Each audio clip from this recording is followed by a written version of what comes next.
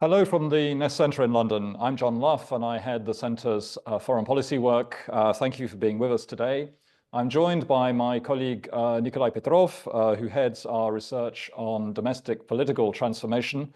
Many of you know Nikolai from his extensive work on Russian elites and on the regions of Russia.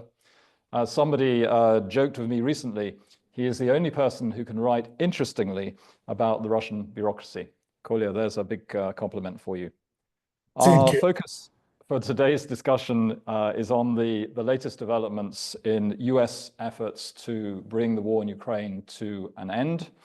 And before we go any further, can I just invite you, if you have any questions or comments, can you please post them in the Q&A section on your screen and not in the chat. Put them please in the Q&A section. So just a little bit of background. Last weekend, the US threatened to walk away from negotiations if progress was not made this week. April the 30th will mark President Trump's 100th day in office, and he clearly thinks that he can still deliver a deal on Ukraine, despite the fact that two efforts to negotiate ceasefires have so far failed. We learned earlier this week what the US and Russia have agreed should be the basic terms for the agreement. And they are as follows. I summarized the freezing of the front line and Ukraine's de facto recognition of the loss of the occupied territories. Secondly, no NATO membership for Ukraine. The US had signaled this earlier. Thirdly, unspecified, and I stress unspecified, security guarantees for Ukraine, admittedly without US participation, and also unspecified compensation for the reconstruction of Ukraine. And finally, and I think this was what some people had been expecting for a while, US recognition of the incorporation of Crimea into the Russian Federation. Now, this was followed then by Marco Rubio's decision to cancel his visit to London to meet with his counterparts from France, Germany, the UK and Ukraine. And the supposition is that he pulled out of this meeting at a rather short notice because there is some difficulty in agreeing terms with Ukraine. And we can definitely see on the Ukrainian side that there is a great deal of difficulty, not least with the fact that as the Ukrainians understood it, they were being asked to agree to recognize the loss of Crimea to Russia. The reaction of Ukraine infuriated President Trump, not for the first time, and he again aimed his anger at President Zelensky and said that his statements were harming the process of negotiations, that a deal is close. And the scene is now set for Steve Witkoff, the President's special envoy, to return to Moscow for his fourth meeting with President Putin. It's unclear what exactly the US is seeking from this meeting, but it's fair to assume that conversation will be at least partly about Ukraine. And it's hard to see that it's really going to lead to a breakthrough because the US has indicated that the ball is now firmly in the court of Ukraine and that it must decide whether it wants to accept these terms or to continue fighting. As President Trump said, if President Zelensky wants to carry on fighting for 3 years, he can do that. But as Trump suggested, he might not have a country at the end of it. And I should add that we've also seen overnight, this morning, a serious set of attacks, air attacks on Kiev by the Russian side. And this has at least prompted a statement from Trump saying that he's unhappy about this and calling on Russia to stop these attacks. So that's the context, and I'm going to dive straight in, Nikolai, and ask you a question about just where we are on the negotiations. Is the outline peace deal that Trump is proposing and appears to have agreed with Moscow, do you think this is actually attractive to the Russian side, or does Putin still see value in pushing things further and trying to extract further concessions? What do you think? Well, so far we do have only a very general outline, and it's true that there are plenty of uncertainties both connected to Ukraine and what exactly it should get in result, and connected with Russia as well. And we don't know if even being accepted this very general outlook, how long it would take to work on all these details. In general, I would say that it looks like Istanbul minus plan, which is, of course, not in benefits of the Kremlin, at least how the Kremlin views it, because Putin mentioned a couple of times that Istanbul agreement should be revised according to the situation on the ground, and situation on the ground, according to the Kremlin, is developing in its favor. And it's not that easy for the Kremlin, in case if signing this deal, to sell it to both military and to the society, because what prevents Ukraine from signing the agreement, Crimean case, means nothing for Russians, because they do think that Crimea is theirs. And whether it's recognized by the United States or not, it doesn't matter that much for them. So in their view, I think, or in the Kremlin's view in general, the plan is more in benefit of Ukraine, because what Ukraine should pay is parting with illusions and nothing else. So the fact that the United States can recognize Crimea doesn't change a lot in the life itself. It's, of course, a very important move, but it doesn't touch directly what Ukraine is doing on the ground. But at the same time, it's a political suicide for Zelensky. It's understandable. And I would differ between interests of Ukraine and interests of Zelensky and his team. And finally, I would mention that Putin is fighting not for territories. And in a way, he did achieve very essential success in case of super objective. Russia is recognized as a great power. Europe is neglected to a certain extent, and it works. So in my view, what the Kremlin is interested in, it's not that much in this concrete deal, which can be hardly accepted by Ukraine, but in keeping dialogue with the United States in general, not necessarily in terms of results which can be achieved, but in terms of the vision that there are two great powers which can discuss different matters with regard to different regions on the globe. And this, demonstrates Russia's growing status.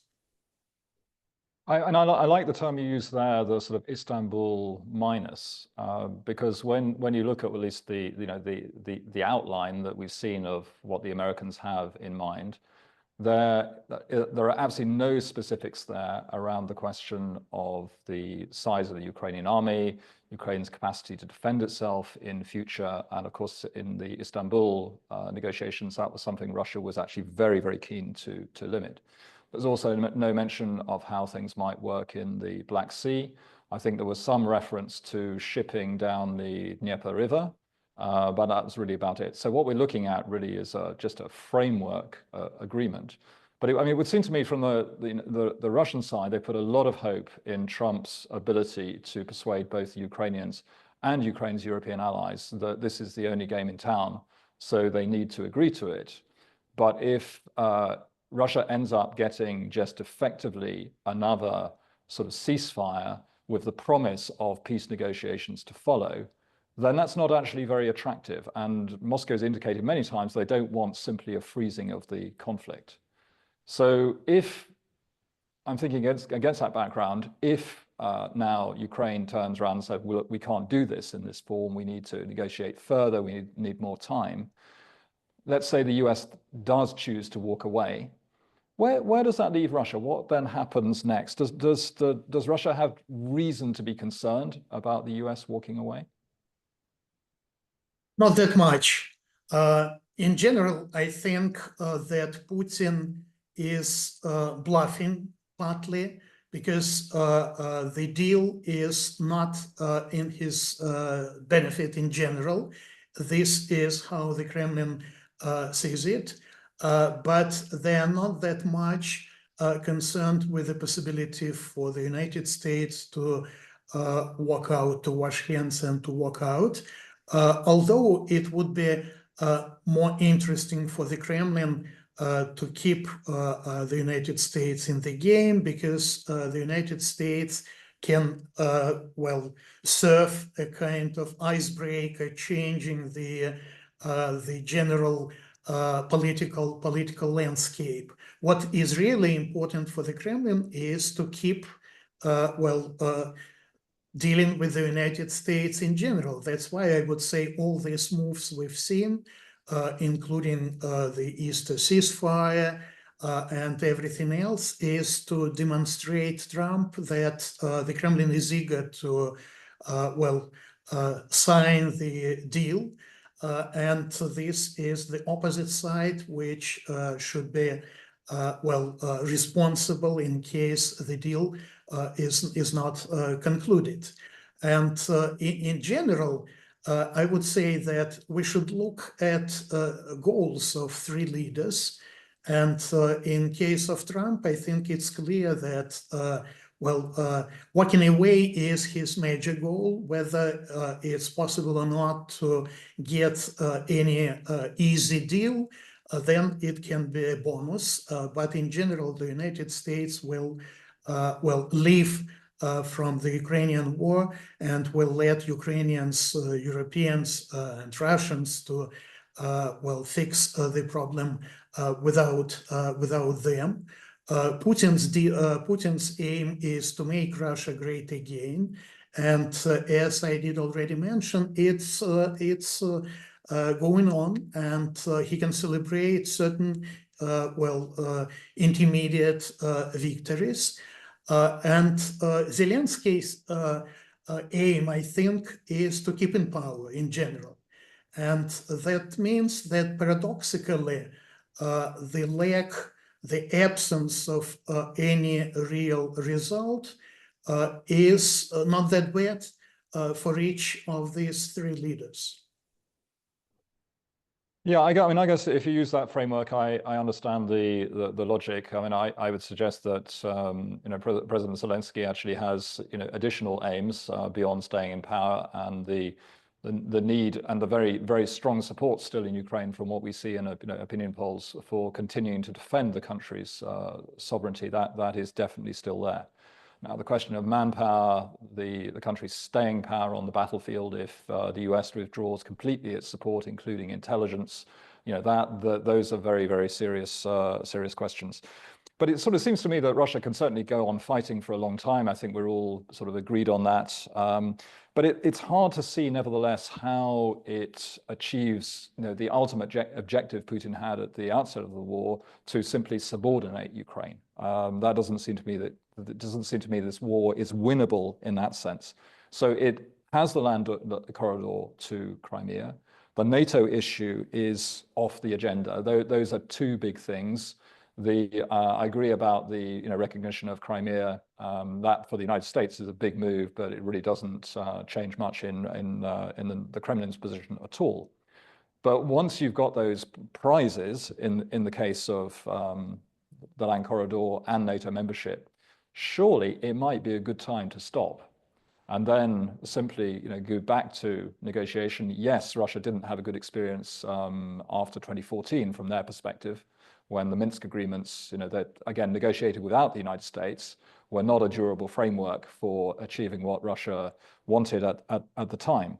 But it still seems to me that on Putin, in Putin's mind, there has to be some logic to try to stop the war now while you have the chance, and while you can also sustain what appears to be, a kind of honeymoon relationship with the Trump administration. I would agree that, sorry. Go on, please. Any thoughts? I would agree that it would be good for Putin to stop the war, perhaps, and we do see certain preparations for demobilization going on in Russia, perhaps not in very near future, but sometime in future. But the problem is that Putin wants to stop it on his conditions.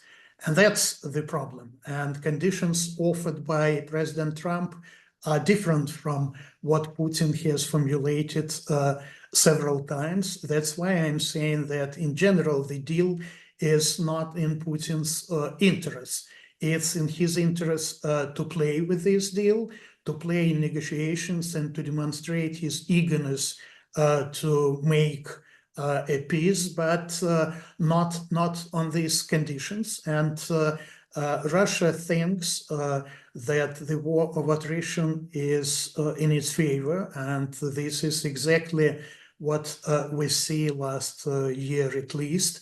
And that's why to keep the borderline in a way it is now is not in its interest, if only the deal will not include those conditions formulated by Putin regarding small size of Ukrainian army, regarding weapons and everything else, which cannot be part of a Trump's deal. So it's understandable that Putin can count on getting certain fruits from negotiations now, but in general, I think his plan is to continue with this war, regardless of the fact whether negotiations about details of the deal are going on, or Trump is out and Ukraine, being supported by Europe, is eager to continue. Because in future, and this is his calculation, in future Russia will get better conditions. And unfortunately, I think his calculations are right. And the peace, if Ukraine would conclude it now, will be a kind of a shameful peace or disgraceful peace, like the one concluded more than 100 years ago in Brest-Litovsk between Russia and Germany. And that time, Ukraine, by the way, did participate in negotiations as independent country. But I think that later the conditions for Ukraine will be worse, not better than now.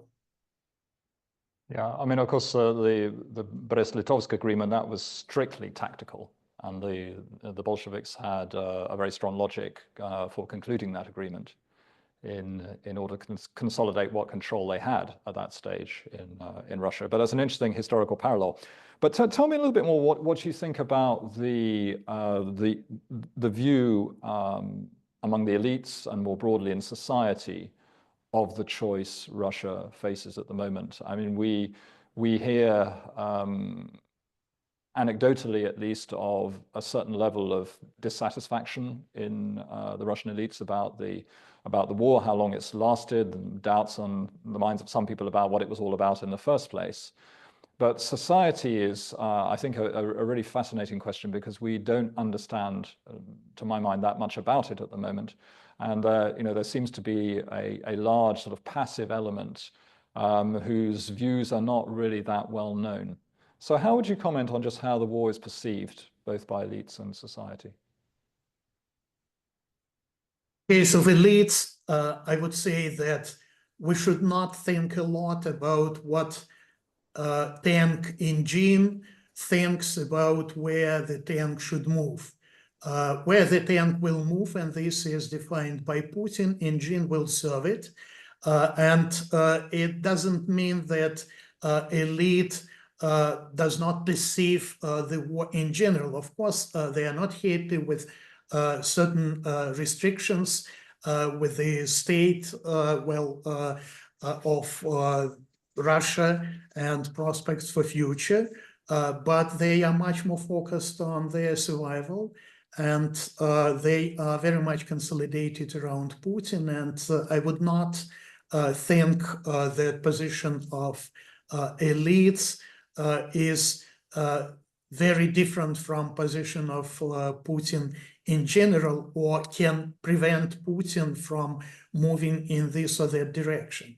In case of the society, it's more like a sand where different particles are not connected to each other. And this is understandable because civil society is very much suppressed, and there are no other means of communication and, well, getting information from, except for those offered by the state. And as you know, Russians do not very much discuss the war even within their families, because it's a dangerous issue, and you can easily get several years in prison if something will be told by you against the general party line.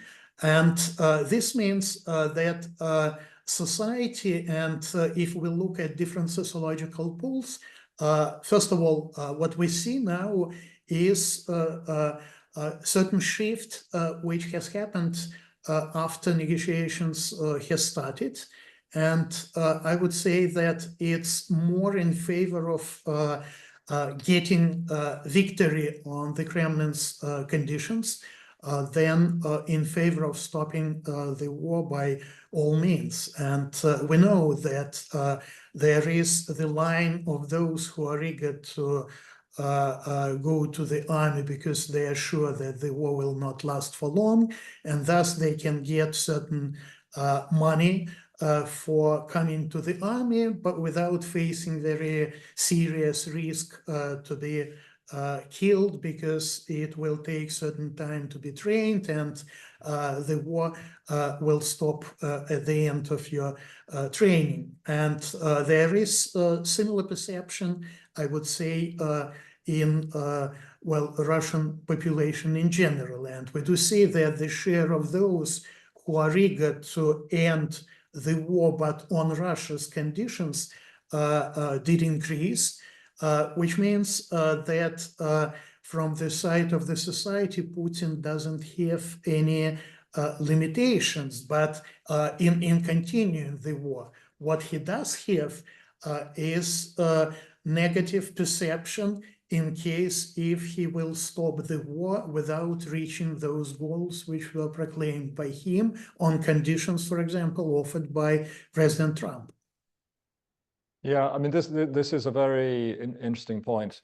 One of our colleagues pointed to some opinion research that's been done recently, and I don't know how that research has actually been done, but the data did seem to suggest that there was a kind of appetite forming for victory. And when I watch Russian state media, I try every day to see what Russian television news is showing citizens in Russia, and the news invariably begins with the latest territorial advance in Kursk region or somewhere in Donbass, interviews with soldiers, and very much the sense that Russia is on the verge of a major victory. So I wonder if we could just, Anastasia, I wonder, can we show that slide that one of our colleagues prepared? I don't know if our viewers can see this. So the idea was to try to measure the response if Putin hypothetically were to reach a point to decide that he didn't want to continue prosecuting this war and were to withdraw Russian forces from Ukraine. And this is what the data shows, that there is a definite difference between February 23 and February 2025. Now, Nikolai, any comments on this this graph? I think this is very important to understand that behind well, the overwhelming, almost overwhelming support of military and support of the war, up to say 80%, it's important to understand that there are two small, well, not that small, two groups like say 20-25% each who are either in favor of the war or against the war, and majority of Russians who are passive observers and who do not have their, concrete opinion whether it's needed to continue or to stop. And here comes the conclusion that they are eager to support Putin's decision, regardless whether Putin decides to continue the war or to stop the war, meaning that it's easier for the Kremlin to sell, any change in its tactics. But at the same time, it means that the society in general isn't a very important factor in the Kremlin's decision-making. Yeah, no, very interesting point. But I mean, do you assume that the Kremlin still has a very good understanding of public opinion? And we know that, I mean, certainly before the war started, it was something that it measured public opinion on a very regular basis and seemed to know which buttons to press to, influence certain outcomes. Do we assume that is still the case, that it's able to do this? I think the Kremlin is very much focused on public opinion, perhaps more than any democracies, because if you do not have any elections, how you can understand whether your moves are supported or are not supported, are liked or disliked by the society, if especially you do control media almost totally. But at the same time, I would like to say that when looking at public opinion polls results, whether of governmental bodies or not governmental bodies or even secret polls made, we should understand that public opinion in Russia is not that solid. It's fluent.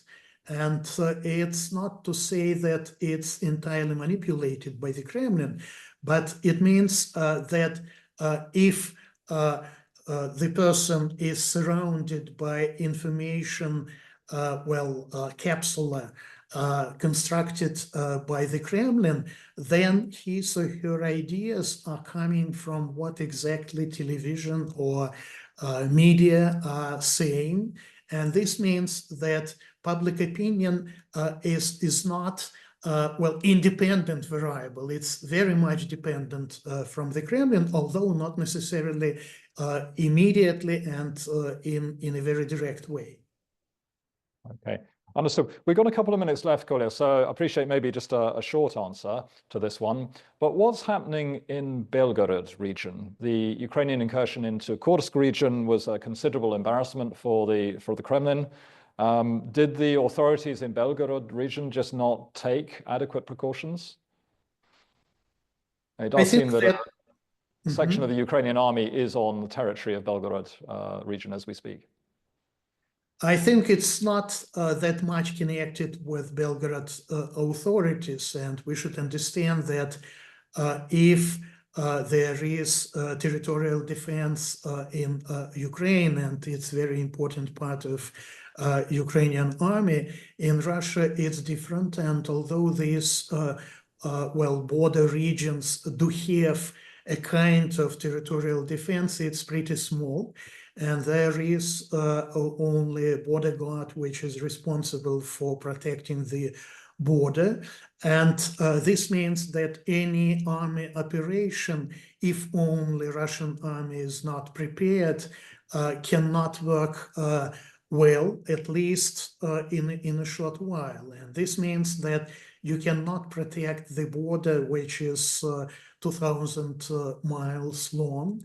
And this is the reason why Ukrainian army, and this is, I think, very important politically for Ukrainian army to demonstrate that the war is going on not only on the territory of Ukraine, but on the territory of Russia. And Putin cannot prevent this, because they cannot keep huge army units along the whole border. And that's why what we've seen in Kursk, what we are seeing now in Belgorod, can take place in any other region of Russia, and the way how Russia reacts is the same attack against new regions in Ukraine, like Sumy, for example. Yeah, yeah. But it's kind of striking that I think it was this week or last week, where we saw that the acting governor of Kursk region at the time of the incursion had been arrested and charged with some corruption offense. So it does look as though the authorities are seeking the guilty, if you like, as they might be expected to do. Yes, right. And I think that it was bad luck for him. So he did steal some money which was aimed to be used as construction fences and other defensive system. Everybody was sure that it will be not needed, but this time it became evident, and that's why he was punished. But I would say that in my view, almost all governors in Russia or deputy governors in Russia are doing similar things, but fortunately for them, it will not necessarily come to surface. Yeah, that is definitely a risky profession, becoming a governor in one of Russia's regions. Nikolai, I want to thank you very much for answering the questions today, and to thank our audience for joining. Please look out for we'll be publishing a little briefing paper on this subject, I think later today. Please look out for that. And otherwise, please join us again next week, same time, same place. Thank you very much.